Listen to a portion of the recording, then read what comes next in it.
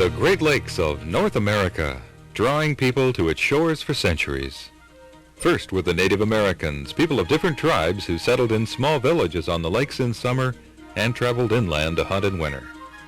Then came the Europeans, trappers, missionaries, and soldiers, building missions and forts to protect the fur trade. The water was the easiest highway of travel in the New World, and the natives had invented the best boats for lake travel, the birch bark canoes. Large canoes were the main mode of travel for explorers and fur traders for nearly 200 years. The only sailing ships were for military use until after the War of 1812. Then the United States and Canada began to build bigger ships, ships to bring people to what was then the Great Northwest, ships to bring out timber from Michigan and Wisconsin to build a nation. But it was in the 1850s that the Great Lakes Highway really began to set its course. The discovery of copper and iron ore in Michigan's western Upper Peninsula fueled a struggling nation beset with depressions and civil war. It was evident to many that with the use of this abundant ore, military and economic might could be achieved. One obstacle stood in the way, a shallow rapids at Lake Superior's eastern spillway, an area called Sault Ste. Marie, French for the Falls of St. Mary. Overcoming the obstacles to progress has been America's legacy, so this spot would be tamed. Locks have been built and rebuilt at this spot since 1855, offering what is today one of the busiest locking systems in the world, serving Great Lakes vessels 24 hours a day throughout the operating season. The St. Mary's Falls Canal and the channels of the St. Mary's River are now operated and maintained by the U.S. Army Corps of Engineers. The Corps is the federal government's largest water resource development agency. Its projects include navigation, flood control, hydroelectric power generation, water supply and quality control, outdoor recreation, fish and wildlife conservation, and environmental quality. As part of the Detroit District, the Soo Locks staff works year-round to make sure that U.S. vital interests are served by guaranteeing uninterrupted ship traffic. Our purpose is to establish the geographical location, if you will, of the Soo Locks as it compares to the region around it. We, of course, are at the upper end of the Great Lakes here, and the Soo Locks were constructed at the very western end of the St. Mary's River. The reason they were constructed was because of a 21-foot drop from west to east. And in the old days, of course, the boats had to be portaged around. We're looking at the western end out toward Whitefish Bay and Lake Superior. This way we're looking at the east, the long stretch of the St. Mary's River, which ends in Lake Huron at Detour. Here we're looking south, and here north. The two major cities on either side of the locks are Sault Ste. Marie, Michigan, and Sault Ste. Marie, Ontario, Canada. Both very old communities going back to the 1600s. Sault Ste. Marie, Michigan, as a matter of fact, is the third oldest community of European settlement in what is now the United States. St. Augustine, Florida, number 1, Santa Fe, New Mexico, number 2. And looking at the locks themselves, this first lock that we see here, along which you can view from the park, is the MacArthur Lock, named after the famous World War II general, Douglas MacArthur. The second lock, which is the newest one, is the Poe Lock, named after General Orlando Poe of Civil War fame. The third lock is the Davis, and the fourth lock is the Sabin. And those locks, the Davis and Sabin, are fairly old. They go back to around World War I, 1914, 1916 era. The MacArthur Lock goes back to the 1940s when it was constructed in a little over a year, 7 days a week, 24 hours a day. Over here we have the International Bridge connecting the two cities of Sault Ste. Marie, Ontario and Sault Ste. Marie, Michigan. Parallel to that is the old railroad bridge. The compensating gates, which are controlled by the International Joint Commission, which allows the certain amount of water out of Lake Superior into the lower lakes, are along this area here. There are 16 of those gates, 8 controlled by Canadians and 8 controlled by the U.S. The Lake Superior at the head of the lakes and Lake Ontario at the lower end of the lakes are the only two Great Lakes that are under regulation. Over here we have the Canadian lock, which is currently out of service and is used basically for recreational craft.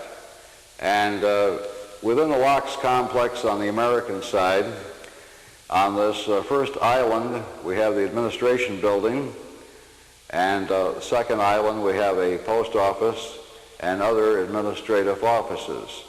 The United States Coast Guard maintains a base right in this area here on the U.S. side. This stream here is the power canal run by the Soo Edison, which has their offices and facilities over in this area here. The Great Lakes Power Company in Canada is located over here, and the St. Mary's Paper Company in this area in Algoma Steel. So Sault Ste. Marie, Ontario is quite an industrialized community and one of the larger cities in Ontario. If you had been around these parts in the early 1600s or before the locks were built, what you would see is an entire St. Mary's River, something like this, with the rapids. Native Americans and Native Canadians fished these waters for whitefish many, many years ago. And this is sort of a natural preserve of what is left of the original rapids. In order to preserve the fish habitat in this section of the St. Mary's Rapids, both U.S. and Canadian power companies, the Edison, Sioux, and Great Lakes Power, with the consent of both governments, constructed this berm that you see here to preserve spawning grounds for the fish, and this gate is left partially open to allow water to flush in here and preserve the spawning grounds. When vessels are approaching the locks, either going upbound or downbound, they must report their positions at various times to the Coast Guard. When the vessels are within range, they report their position to the lockmaster located at this point. He then determines which locks will be available to the oncoming vessels. Recreational or pleasure craft that intend to use the locks that are not radio equipped must report to the lock linesman shelter located at this point. There's a similar location at the other end of the lock. One of the first things a vessel must do when approaching the locks, for example, in this case the pole lock, they send a couple of their crewmen on shore to assist the Soo Locks personnel in stabilizing the vessel, and they literally walk the vessel through on its transit through the lock. They also provide a list of what cargo is being carried with weight and destination and the type of vessel. The locks fill and empty by opening or closing electrically controlled valves. To fill the locks, the upstream valves are opened, allowing water to flow through tunnels underneath the lock and discharge through small holes in the floor that stretch the length of the lock. This lets the water enter smoothly without creating strong currents. The gates are opened and closed from these small buildings, which are called operating shelters. Lock and dam operators operate lock gates and safety booms. The safety booms are lowered to protect each side of the lock gates. Once the vessel is in the locks, the gates are closed and the valves are opened, allowing water to pass through the underground tunnels to fill or empty the lock depending on which way the ship is traveling. When the ship locks through, they present a transit report which is taken to the Davis building, and that information is entered into a computerized record-keeping program. That log is kept as a record of how often the locks are used. To keep the locks in operation 24 hours a day, 7 days a week, requires a staff of about 68 people working in 3 shifts. All of the lock staff are federal civilian employees. Local supervision of the locks is the responsibility of the area engineer. His office is located in the administration building, which also houses the assistant area engineer, the electrical branch management staff, safety, the administrative staff, personnel, payroll, accounting, and purchasing, engineering, drafting, and the St. Mary's River Branch.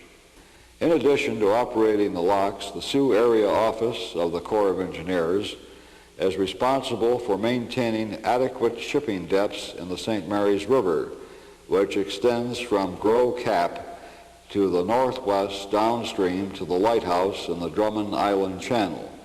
To determine what the depth is and where additional dredging is required, a surveying vessel takes sonar soundings in the river. Satellite and shore-based microwave triangulation is used to show precise positioning. The sonar information is fed to computers, giving an accurate image of the river bottom. The information gathered is analyzed and tabulated in the St. Mary's River Branch located in the administration building. The processed information is then given to the crew of one of the floating plants, in this case, the derrick boat Nicolay, which is working in the rock cut of the lower St. Mary's River by Neebish Island. Sections of the channel are plotted showing the depths. From this information, the crane operator knows the depth at which to work and the material that needs to be removed to restore authorized channel depths. Sweeping and obstruction removal go on throughout the entire shipping season, throughout all sections of the river, even in the immediate approaches to the locks. Next door to the St. Mary's River Branch in the administration building is the engineering section. They get involved in all aspects of engineering and construction work that needs to be done on the locks and surrounding areas. The administration building also houses the PO basement crew, which maintains the lock operating machinery. The Davis building here houses the chief of lock operations and recording clerks who keep cargo tonnage statistics and records of lock passages. In the basement of this building are lock dewatering pumps. The building is also home to a U.S. Marine Post Office which services passing ships' crews. In addition to the postal facilities, the Corps provides a building on the grounds that is used as a marine library for ships' crews, from which they may check out books on their way through. Compressed air plays an important part in the lock operation, and this building is where that is produced. Compressed air operates many pieces of equipment used in maintenance of the locks and also is used in the bubbling system to prevent ice formation during the winter navigation season. Maintenance of the lock goes on year-round. Fenders, which are large timbers, are used to line the lock approach walls. These provide a shock-absorbing cushion when ships make contact. They deteriorate with wear and age and must be replaced periodically. Sections of concrete also weather and crack and must be replaced. The painting of all metal fencing and gates is necessary on a continual basis. When a lock must be repaired, the water must be drained. To seal the lock for drainage, stop logs are placed in the upper river just ahead of the lock. These interlocking steel gates prevent water from coming through. When it is time to fill up the lock again, in this case the Davis lock, a steam plant located here generates the power to operate the crane which removes the stop logs. In the other locks, cranes are electrically operated. The Federal Hydro Plant provides its electricity to operate the locks. The location of this plant provides a continual high level of swift water to drive the vertical turbine generators producing over 150 million kilowatt hours of power each year. Only 3% of the output of this plant is dedicated to operating the locks. The other 97% is sold to the Edison Sioux Electric Company, which provides power to the eastern Upper Peninsula. This electrical power is mixed with generation of the Edison Sioux Hydro Plant, as well as power brought from cables under the Straits of Mackinac from Consumers Power in Lower Michigan to provide electricity for the eastern Upper Peninsula. All that remains of the old hydro facility that powered the locks prior to the new Federal Hydro Plant is one vertical turbine generator, which is called Unit 10, and is combined with the power from the hydro plant through cables across this bridge and then down into a tunnel which runs north and south underneath all of the locks. The next building we will look at in the complex is the warehouse, which houses the supply of parts and materials, carpentry, paint shop, machine shop, and electrical shop maintenance personnel are called on to do a variety of tasks throughout the year, from miscellaneous carpentry, cutting fender timbers, maintaining the boats, welding, ironwork, tile repair, and glass installation. One of the typical projects for the machine shop was repairing part of the mechanism of one of the compensating gates. The compensating gates on the American side are operated by the Corps under the direction of the International Joint Commission, made up of members from the United States and Canada. They rule on joint waterway issues such as regulating lake levels, for which purpose the compensating works were constructed. 8 were built by the Canadian government and 8 were built by the U.S. interest. 2 of the American gates are controlled electrically. The others are manually operated just as they were when they were completed in 1921. The buildings shown here comprise the boathouse and boat basin. Floating plant used to maintain the locks and navigation channels, as well as vessels used for waterway surveys, are docked here. The 240-some acres comprising the locks are patrolled by a private security company contracted by the Corps. Maintaining the parks and grounds is also a contracted service. Flowers are planted by volunteers working for the city of Sault Ste. Marie. An increase in visitors in the early 1900s prompted the Corps of Engineers to develop the grounds areas and build a fountain, which is the centerpiece of the park and attracts people throughout the summer season. The visitor center is also operated by contracted personnel to provide information about history and lock activities. As a major tourist attraction in the state of Michigan, the locks have become an integral part of the Sault's tourist community. Close to 750,000 visitors a year make their way to see the Great Lakes freighters, most of which pass through loaded with taconite from the iron ore mines of Michigan, Wisconsin, Minnesota, and Ontario. Carrying loads between 55,000 and 60,000 tons, these vessels are on the water continuously during the shipping season, often making the round trip every week. The crews become very familiar with the river system and can point out every landmark, buoy, and marker light. Navigating the river can be tricky. Radar and depth-finding equipment help the ship's captains navigate through the narrow passages. In the middle of the winter, the lakes become frozen over, making ship travel hazardous, so most shipping comes to a halt. The locks close between the 16th of January and the 24th of March each year. This gives the Corps time to perform maintenance on many of the locking mechanisms, such as the valves, gates, booms, and operating engines. In mid-March, when the shipping season is about to begin again and the ice starts to leave the lakes, the steam plant is fired up to make steam, which is sent out under pressure along the lock gates to help melt the ice. Then it's time for the U.S. Coast Guard icebreaker Mackinac to make its way through the locks to break ice on the St. Mary's River and Lake Superior ports. The first few days of the shipping season requires that ice be locked through first before vessels can pass. Wedging ice in a boat in the lock can cause a lot of pressure on the lock gates and result in significant delays. After all the ice is melted, it's time for a new shipping season on the Great Lakes and the return of the tourists to this beautiful area. The St. Mary's Falls Canal, a curiosity for people throughout its existence. Up until World War II, people could just walk up to the locks and stroll about. The need for safety for both visitors and ships led to the construction of various facilities for tourists to allow them to view vessels and better understand the locking activity.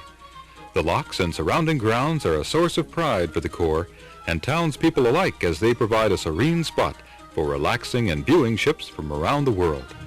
The St. Mary's Falls Canal, operated by the U.S. Army Corps of Engineers, free of charge since 1881, a vital link in the Great Lakes shipping industry, transporting more than 80 million tons of cargo a year in coal, grain, stone, petroleum, and iron ore.